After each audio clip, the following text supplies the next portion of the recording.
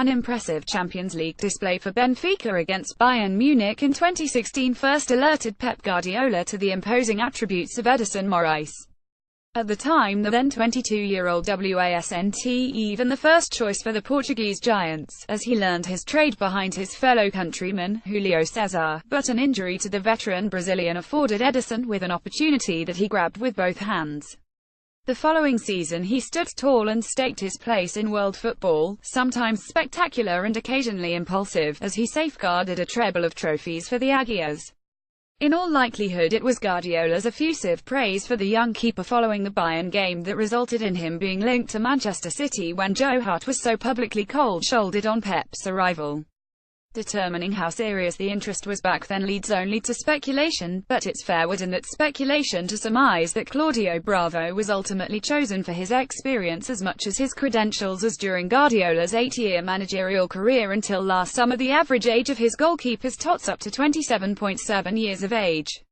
Famously, he is a coach who revels in tutoring nascent excellence, but evidently too, in nets, he favours players at their peak not aspiring to reach it, and it shouldn't be forgotten that in Bravo, he landed a stopper boasting over 100 international caps and 300 appearances in La Liga.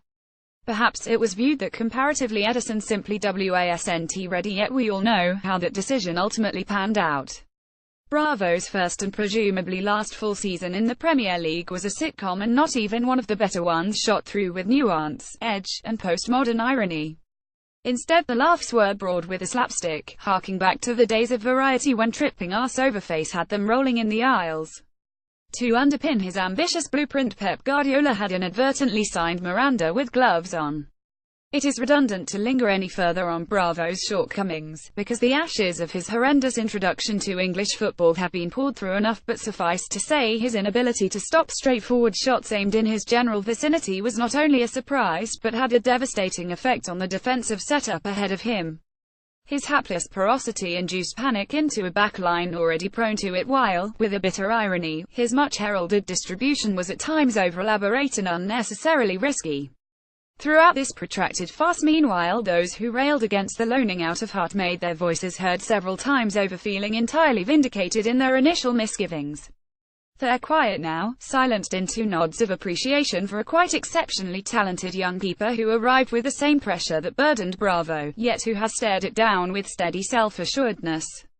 While Bravo admittedly is also blessed with an abundance of self-belief, his is the confidence of an office clown. Ederson's manifests itself as Don Draper's in Mad Men, a steely, unflappable coolness to all that is happening around him. 8 molded studs to the face shaken off. A mistimed and costly calamity in his debut friendly against United, shaken off. Nothing was ever going to get in the way of the future Brazilian number 1 imposing himself at City as an unqualified success. This was and remains his destiny. 6 clean sheets from 8 games and 9 saves made from 11 on target are the intimidating stats so far, but they are rendered almost insignificant to what we are witnessing over the course of each 90 minutes. His calmness and authority exudes out to defenders who now innately know they can afford to make errors without it leading to absolute disaster. As John Stones said after yet another immaculate performance from Ederson this week against Shakhtar Donetsk, he's a vocal presence and a presence as a person. We have to take Stone's word for the former, but the latter is evident to all. Ederson is an arresting figure who evokes Herman Munster's younger sibling who got all the looks, and, not that it really matters a jot, but he is how every goalkeeper should be. Sod de Gia's Tintin quiff and bumfluff combo, and begone Mignolet's quizzical puppy gun. Goalkeepers should be handsome boxes, big, intimidating, swaggering bastards with the penalty area their ring. Yet his appearance is not the most eye-catching aspect of this new Premier League phenomenon, not when his distribution reduces spectators to astonishment. Against Shakhtar, a player who has been born and raised to play football with his hands made a searching 70-yard pass to Aguero that made David Silva swoon in envy. It's not the first time either, and we're only 2 months into the season.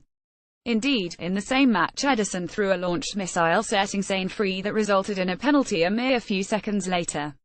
That kick out to Aguero though, oh my. Should you be fortunate enough to see it again as a GIF, watch it many times over because it rewards each time.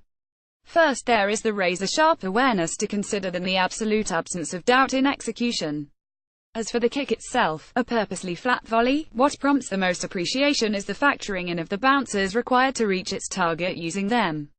From his alertness to his unflappable aura to his agile shot-stopping, Ederson has already established himself as one of the finest goalkeepers in the top flight. From there the world is at his feet and in his hands. Share this. 31,846 Ederson Moraes, Manchester City, Pep Guardiola.